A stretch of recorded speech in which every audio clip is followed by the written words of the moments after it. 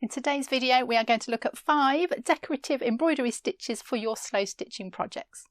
Hi everyone, Sarah here from Sarah Homfray Embroidery. We've done lots of slow stitching before. We've got a whole playlist on slow stitching. So if you're new to it and you don't know what I'm talking about, do go and check the playlist out. I'll put it up at the end of this video. We've got what slow stitching is and all about it and how to do it. We've got 5 easy stitches for slow stitching. Great if you're a beginner. So do go and check those ones out. But today I want to give you something a little bit more decorative to add. If you're enjoying your slow stitching and you would like some pretty stitches to add to it, these are the 5 for you.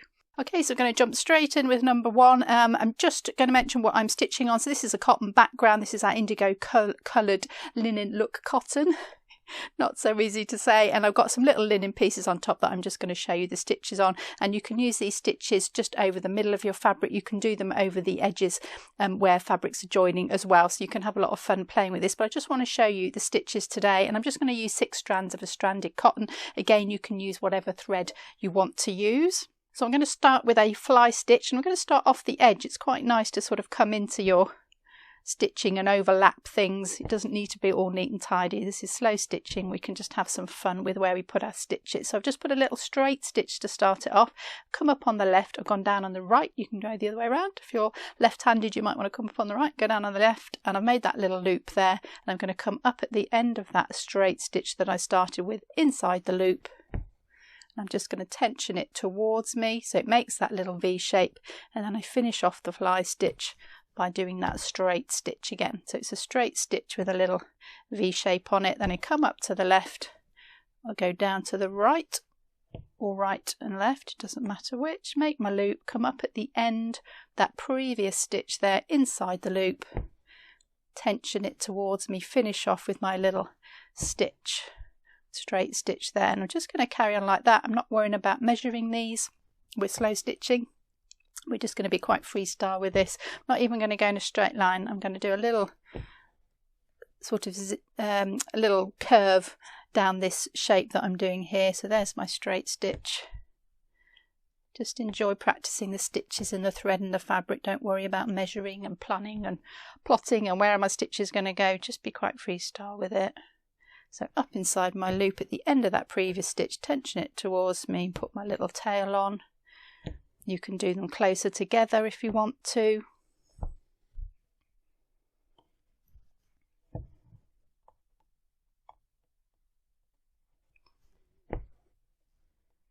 I'm going to curl it back round this way now, or you can do them a bit further apart. You can make your V's a little bit flatter. So there's loads of things you can do with this stitch just to make it look a little bit different.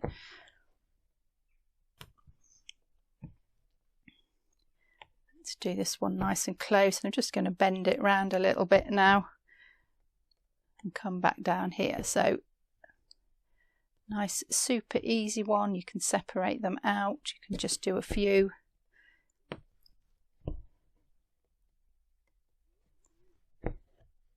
And then if you want to just do single ones as well, you can just leave a little space. Come up and down, make your loop, come up in the loop. We're not going on the end of that previous one now. We're just doing single ones. And you can do these little separate ones which just look like little seed heads flying off. So you can do a row of it, you can do blocks of it, you can do single ones. Really wonderful versatile stitch. Let's just put one more in the bottom.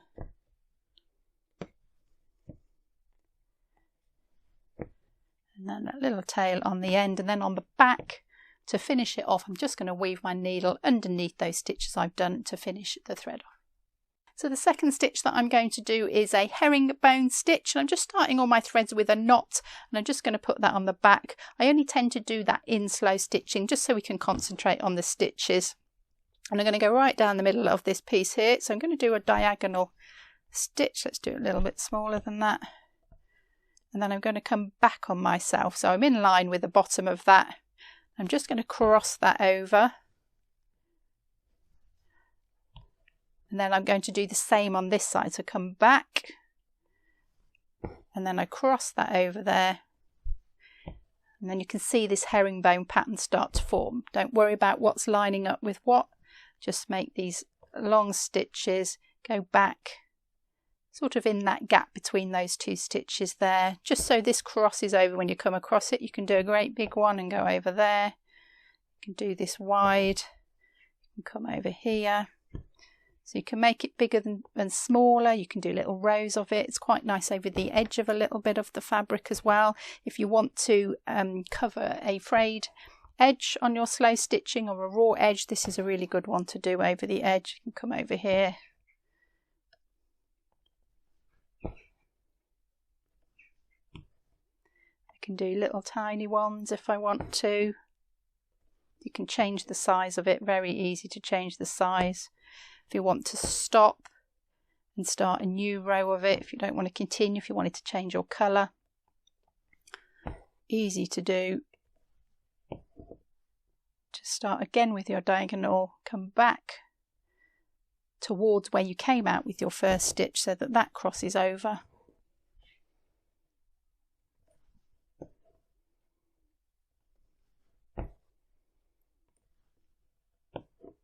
Don't worry about what's lining up with what.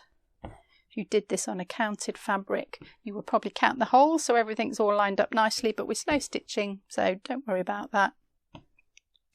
You have permission to play. There's no right or wrong with this, which was such a great technique to learn slow stitching, really good. Just to free you up, get you doing some stitching and get you enjoying the act of embroidery and the act of hand stitching.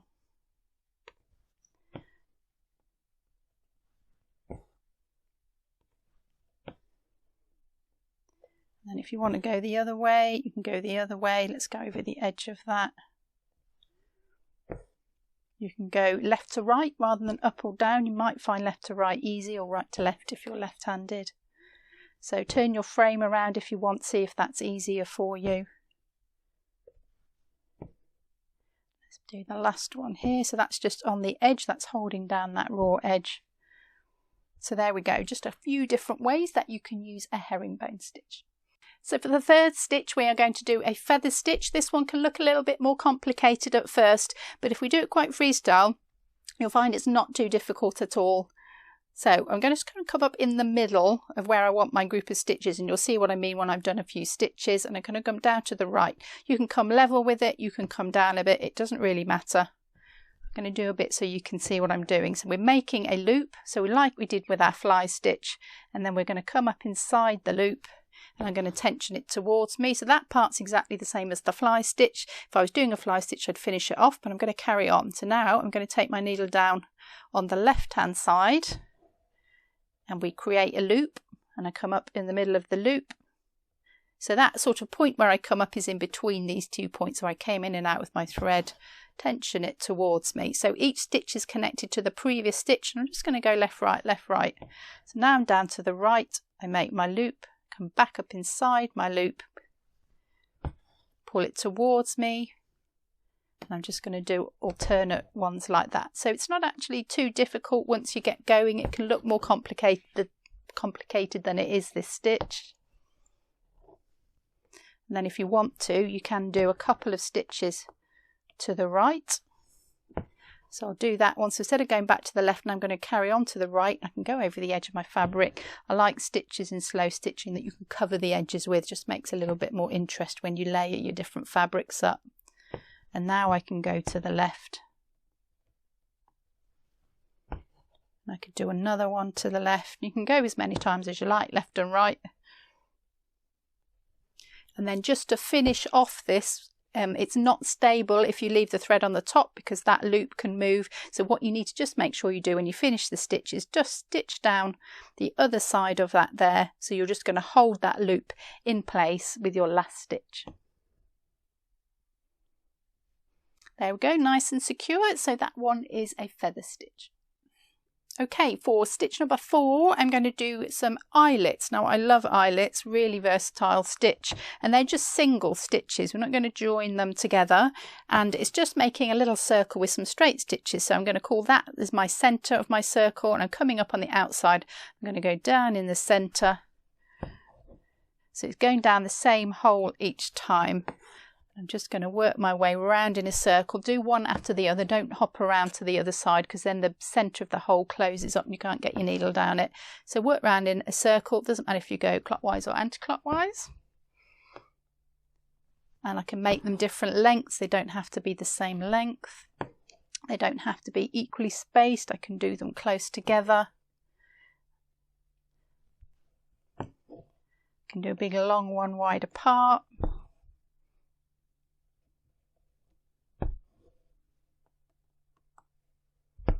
Just working my way back round to where I started. You can pull this one just a little bit tighter just to make sure that hole in the centre stays open and you can get your needle down the centre.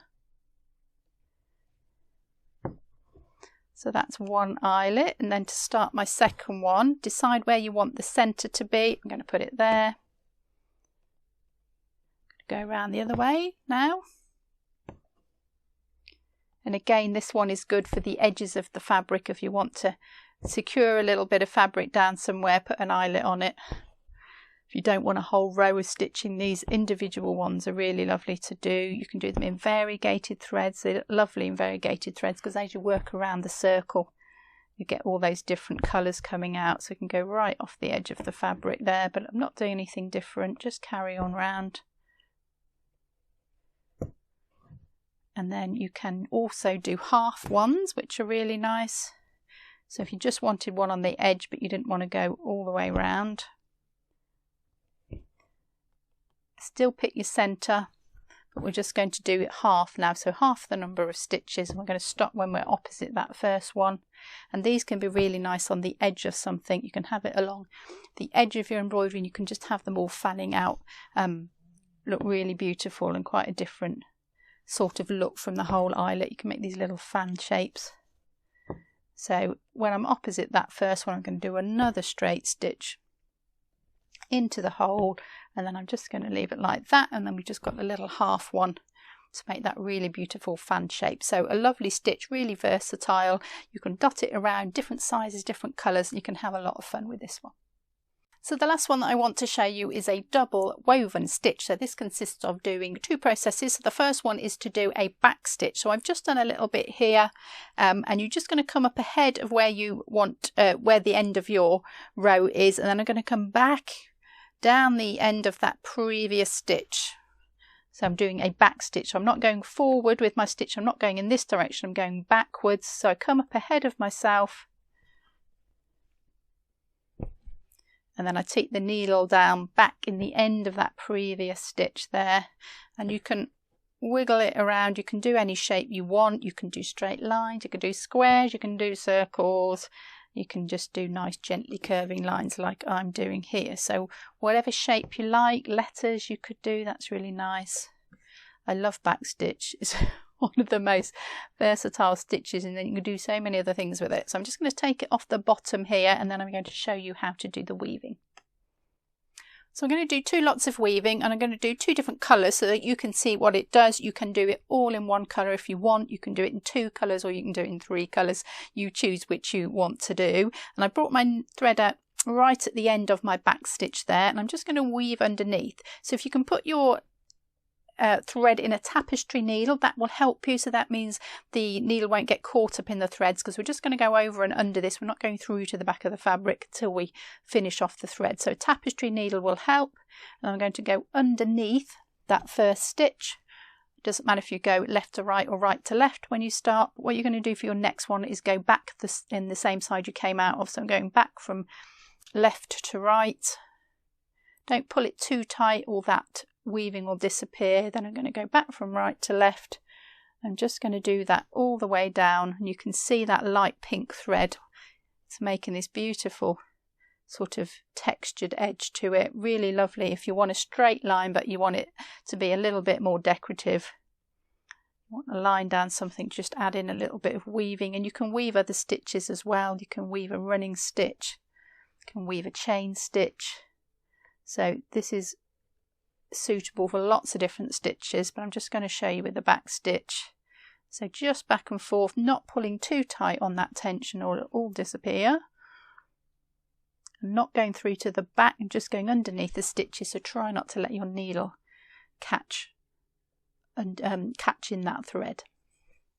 So we're doing a double woven, so I'm going to show you the second row of weaving now. So I'm going to do that in this bright pink thread. I've just zoomed in a little bit so you can see more clearly what I'm doing. So again, I'm going to start at the end. So for my light pink, I went from right to left. So now I'm going to go left to right for my first stitch underneath that first back stitch there. Now I'm going from right to left, so I'm going underneath the blue and the pink as well, the light pink, and you'll see what happens now is you start to make that woven pattern on the other side now, so in all of the gaps. So we end up with a light pink one on that side, a dark pink on that, and then they alternate as they go down. So I'm going under each back stitch, going under every one, but just the opposite way I went the first time. And as long as you start in the right place, you shouldn't need to worry about which way you're going. If you find they're both coming on the same side, you've gone under the wrong one at the beginning. So just make sure you start in the opposite place at the beginning, and you can see this beautiful effect that you get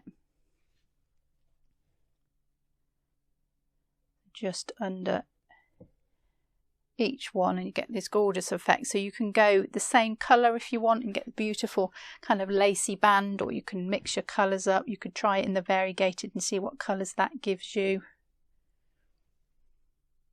Again, don't pull them too tight, you want to be able to see these colours. So really pretty stitch that one, and I'm going to go all the way to the bottom, and then again I can just turn my frame over and weave those through on the back, and that is my double woven back stitch.